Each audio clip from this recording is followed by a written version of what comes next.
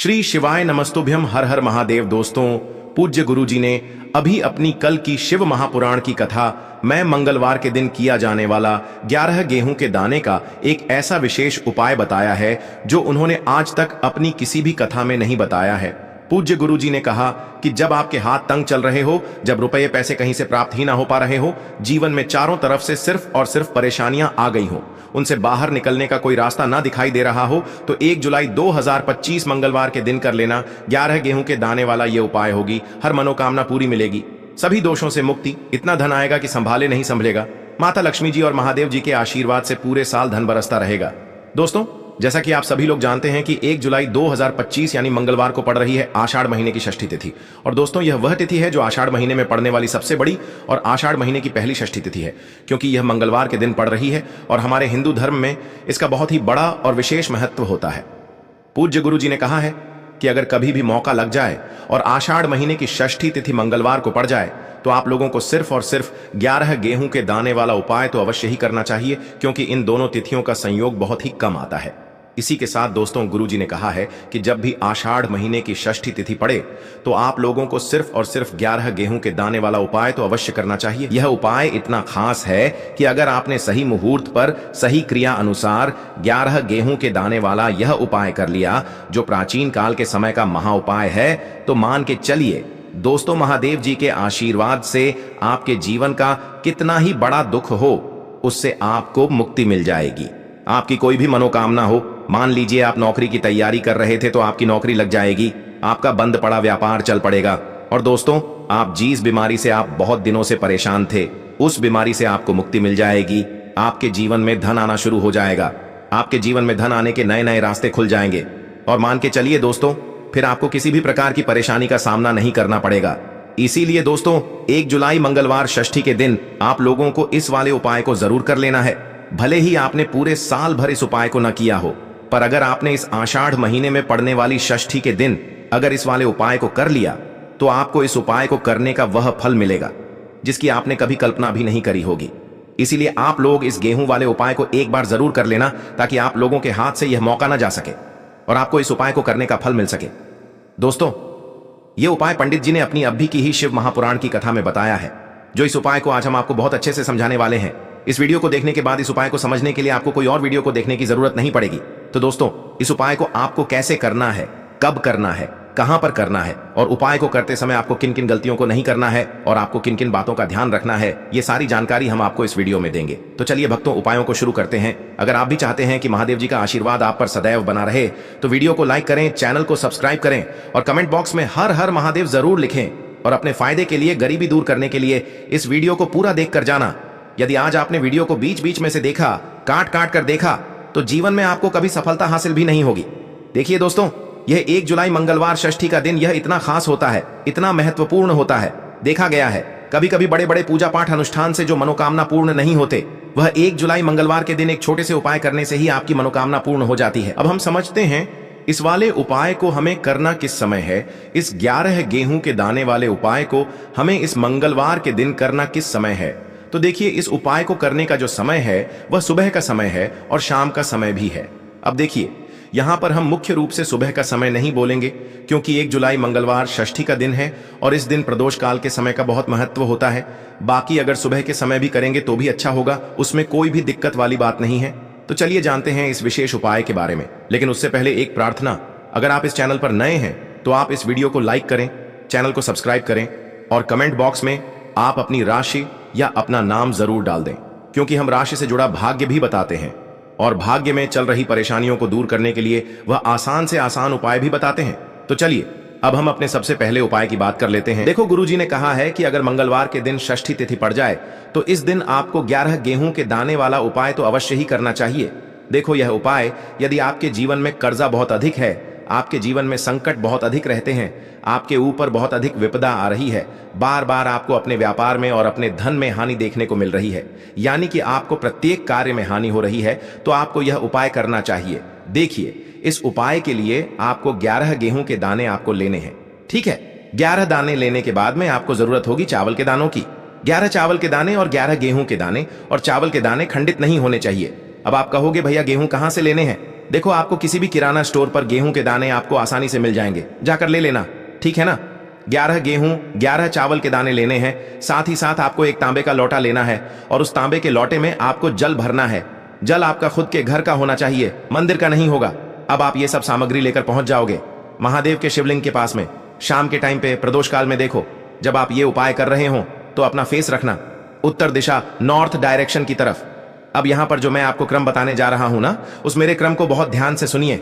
महादेव को अगर कोई सबसे प्रिय है ना, तो उनकी सबसे छोटी पुत्री, जिनका नाम है माता अशोक सुंदरी, जो आपके पास में चावल के 11 दाने हैं ना, उन चावल के 11 दानों को माता अशोक सुंदरी के स्थान पर आपको अपना नाम और गोत्र बोलते हुए समर्पित कर देने हैं, है ना।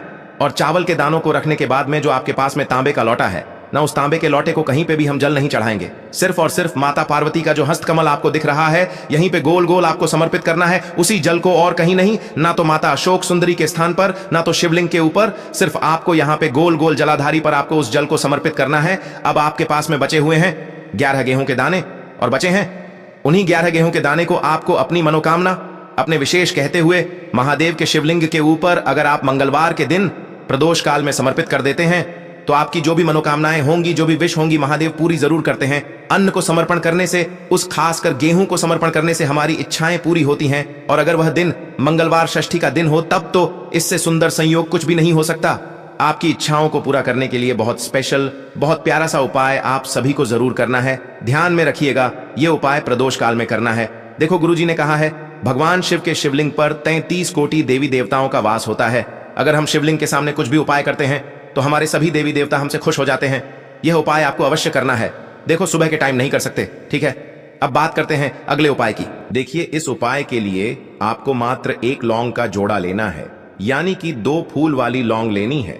साथ में आपको मात्र थोड़ा सा शहद लेना होगा, और इसी के साथ में आपको तांबे के पात्र के अंदर शुद्ध जल लेना होगा। अब देखिए, इन सभी सामग्रियों को लेकर के आपको भगवान शिव के मंदिर में पहुंच जाना है। देखें, ये उपाय आप सुबह से लेकर शाम तक कर सकते हैं।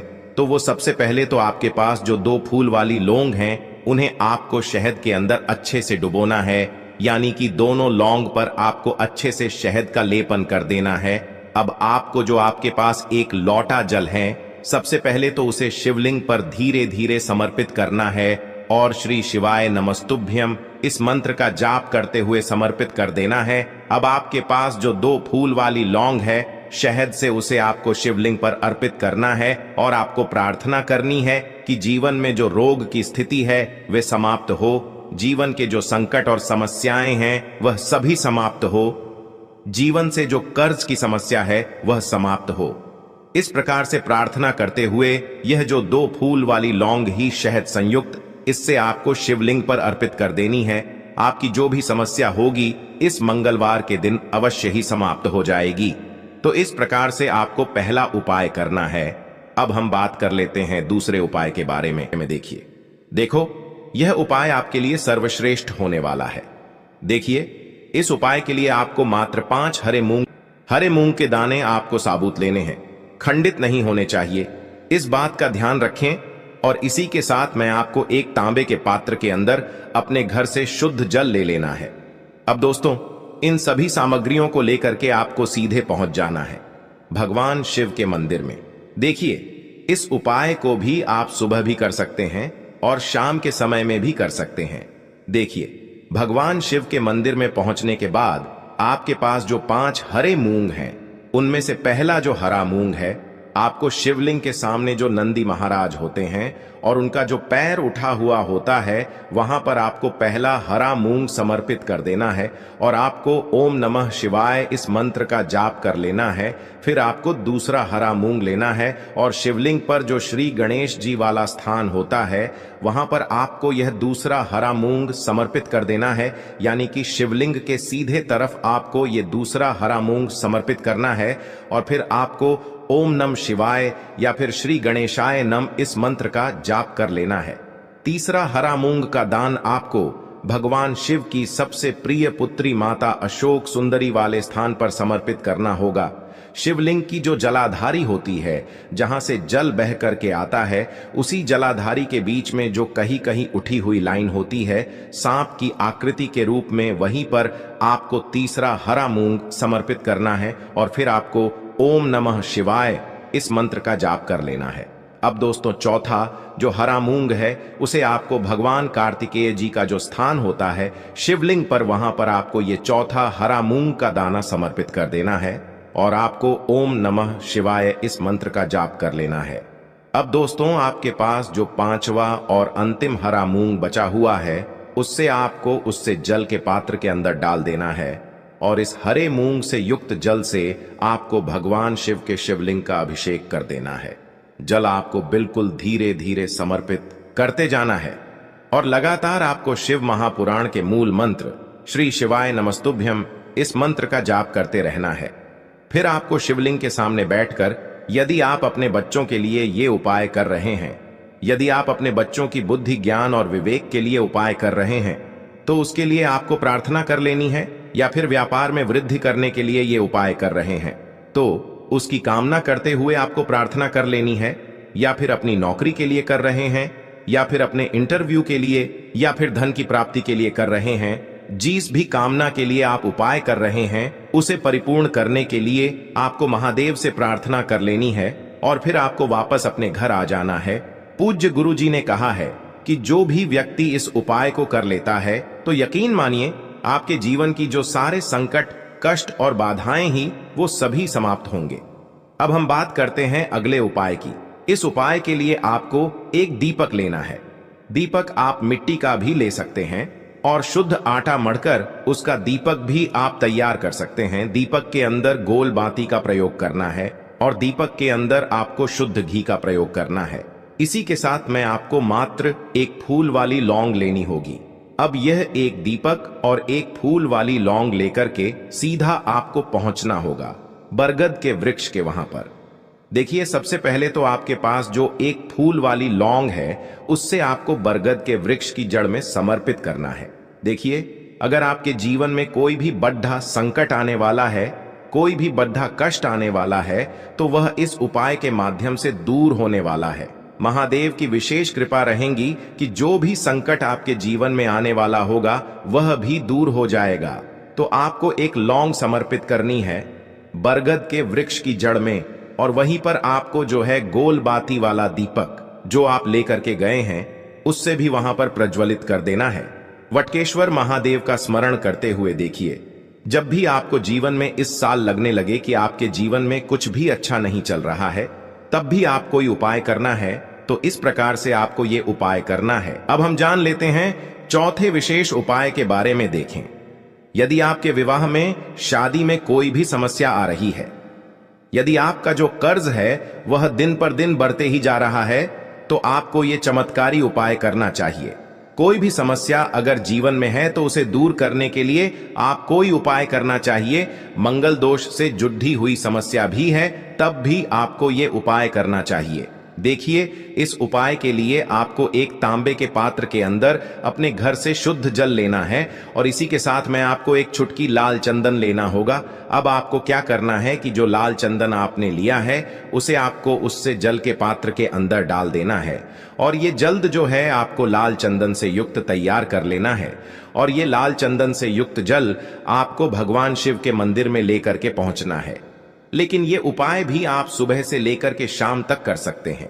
अब दोस्तों, ये जो लाल चंदन से युक्त जल हैं, इससे आपको भगवान शिव के शिवलिंग पर धीरे धीरे अर्पित कर देना है और आपको लगातार श्री शिवाय नमस्तुभ्यम इस मंत्र का जाप करते रहना है। देखिए, यदि आपके जीवन में विवाह से जुड़ी समस्या चल रही है तो आपको मंगलेश्वर महादेव का स्मरण करना है, और जीवन में अधिक कर्ज की समस्या है तो आपको आरण मुक्तेश्वर महादेव का स्मरण करना है। देखना, एक दिन आपकी सब तरह की समस्या जल्दी ही समाप्त हो जाएगी। तो इस प्रकार से आपको ये चौथा उपाय करना है।